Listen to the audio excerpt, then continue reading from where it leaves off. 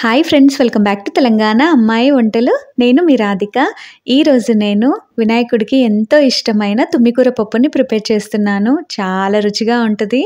చాలా తక్కువ టైంలో ఎలా ప్రిపేర్ చేసుకోవాలో ఈరోజు వీడియోలో చూపిస్తానండి. ఈ పప్పు ఒక్కరోజు చేసుకున్నాం అనుకోండి, 3 days వరకు అస్సలు పాడవదు. సూపర్ టేస్టీగా ఉంటుంది. ఈ పప్పులో అన్ని ఆకుకూరలు, కాయకూరలు కలిపి చేస్తారండి. చాలా బాగుంటుంది. నేను వీడియోలో చూపిస్తున్నాను కదా, ఇలా అన్ని కాయగూరలు కలిపి 1 kg వరకు తెచ్చుకున్నాను.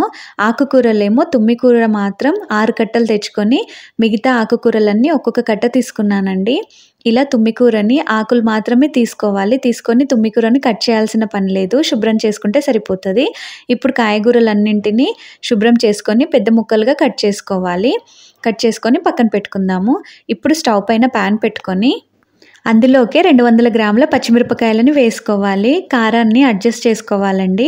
2 టేబుల్ స్పూన్ల ఆయిల్ని వేసుకొని ఒక 3 నిమిషాల పాటు మీడియం ఫ్లేమ్లో ఫ్రై చేసుకోవాలి. ఇలా ఫ్రై చేసుకున్న తర్వాత మిక్సీ జార్లోకి పచ్చిమిరపకాయలని వేసుకోవాలి. ఇప్పుడు కడాయిలో నూనెని మనం పోపుకి వాడుకోవచ్చు, అలానే తీసి పెట్టండి. ఇలా మిక్సీ జార్లో వేసుకున్న తర్వాత ఒక 20 వరకు వెల్లుల్లిపాయలని పొట్టు తీసి వేసుకోవాలి. కొద్దిగా సాల్ట్ వేసుకొని కోర్సుగా గ్రైండ్ చేసుకొని పక్కన పెట్టుకుందాము. సాల్ట్ వేయడం వల్ల పచ్చిమిర్చి పేస్ట్ తొందరగా నల్లపడదు. ఇప్పుడు స్టవ్ పైన ఒక గిన్నె పెట్టుకొని అందులోకి 1/2 లీటర్ వాటర్ని వేసి చింతకాయలండి 1/2 kg చింతకాయలు వేస్తున్నాను. మెత్తగా ఉడికించుకోవాలి. పులుపుని అడ్జస్ట్ చేసుకోవాలండి. మరీ పుల్లగా ఉంటే 200 గ్రాముల వరకు సరిపోతాయి. ఇలా మెత్తగా ఉడికిన తర్వాత పక్కన పెట్టుకుందాము.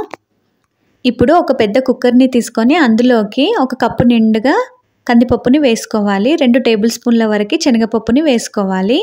2-3 సార్లు శుభ్రం చేసుకోవాలి పప్పుని.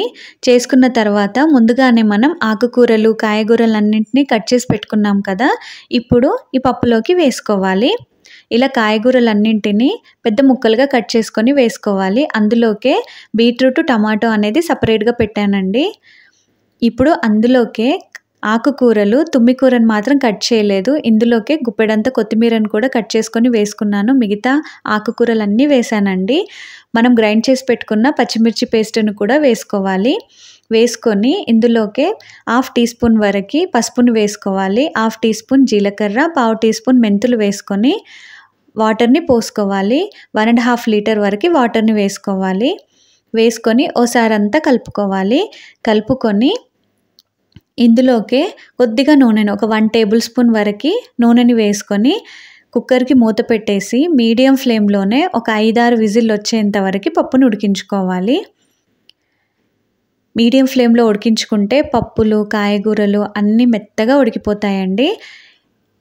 చూడండి, విజిల్ అంతా పోయిన తర్వాత ఇంకా మూత ఓపెన్ చేస్తే మెత్తగా ఉడికిపోయింది కదా పప్పులన్నీ. ఇలా ఉడికిన తర్వాత పప్పు గుత్తితోని ఇష్టం ఉంటే రుబ్బుకోవచ్చు, లేదు అన్న అలానే ఉంచినా పర్వాలేదండి, బాగుంటుంది. ముందుగానే మనం చింతకాయలు ఉడకపెట్టుకున్నాం కదా, ఆ చింతకాయల రసంని వేసుకోవాలి. ఒక 1/2 లీటర్ వరకు వేసుకోవాలండి చింతకాయ రసము.